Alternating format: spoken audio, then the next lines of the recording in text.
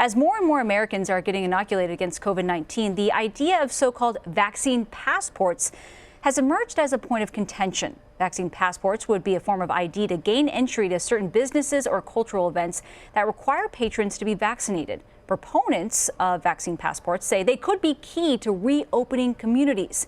Opponents, though, they raise constitutional and medical privacy issues. An article in the Washington Post says the discussion is already turning into a culture war.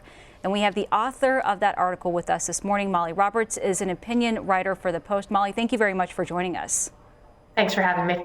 And Molly, you write in your article that, quote, vaccine passports are the new masks. What do you mean by that? Well, I mean that masks almost immediately polarized the country. I think you had progressives on one side, you had conservatives on the other side, and it was really totally black and white. There was no gray area. You had the progressives saying, this is going to solve absolutely everything. We don't even have to think maybe about ventilation or other ways of combating or protecting against the virus. And then you had conservatives saying, this will solve nothing. And not only that, it's tyranny by the government. And now I think you see the exact same thing playing out, depending on how you vote, where you live. People are saying either these masks are the solution to delivering us from this pandemic, or again, it's a government effort to control us.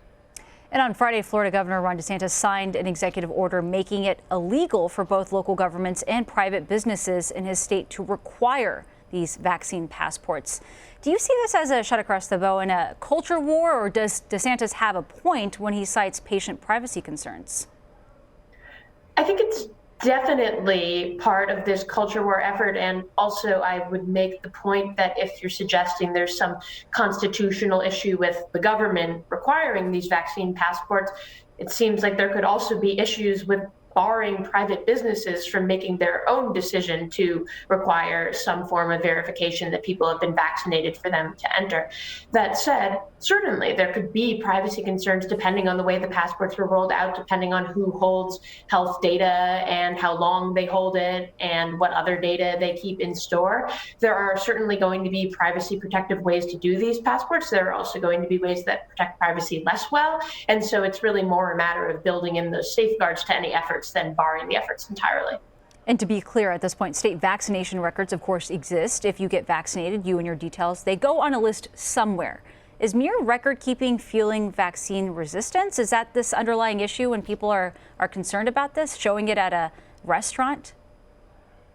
You know, my feeling about the passports fueling resistance is probably less that they're going to make people who were already not going to get the vaccine not get the vaccine even more. I think it would really probably cut in the other direction. The people who are somewhat hesitant, but more out of apathy than out of like real deeply felt skepticism, might be more likely to go ahead and get a vaccine if they feel that they're not going to be able to do the things that they enjoy most doing in normal life without it.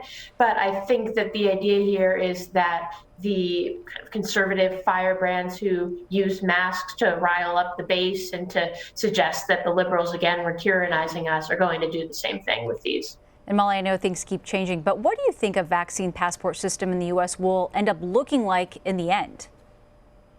Probably a hodgepodge, kind of a shambles. I think that you're going to have a few apps that will have these scannable QR codes. And so it's going to be a matter of telling businesses which of those apps they can trust the result of.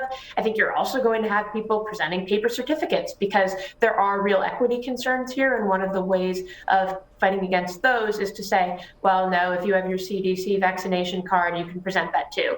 Can that be faked? Probably. But self-certification is better than no certification. Molly Roberts, opinion writer for the Washington Post. Molly, thank you very much for joining us. Thank you.